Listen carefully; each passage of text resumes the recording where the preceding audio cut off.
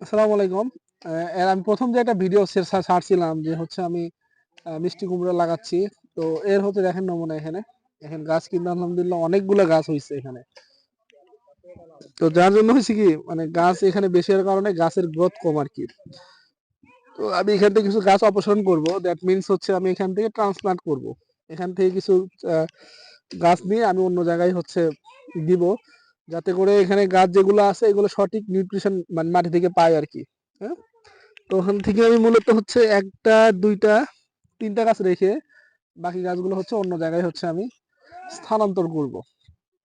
তো দেখেন এগুলো কিন্তু গাছ হয়ে গেছে এখানে। আমি ১ম এ যে ভিডিও করছিলাম এখানে দেখেন এখানে কিন্তু আমি আ ইয়ের ভিতর করছিলাম এটা কি বলে?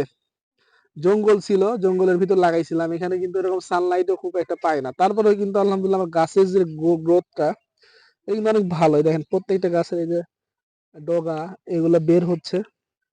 তো মিষ্টি কুমড়া কিন্তু এখন সময়, হ্যাঁ?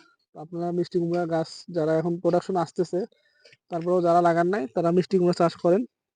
আর অবশ্যই একসাথে এতগুলা গাছ দিবেন না। আমি দিছিলাম যে এখান থেকে কিছু গাছ হইলে আমি এই গাছটা অন্য জায়গায় হচ্ছে স্থানান্তর করব। এইজন্যই দেওয়া। আর গাছটা মোটামুটি বড় হয়ে গেছে।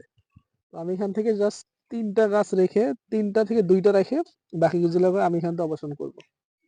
ধন্যবাদ।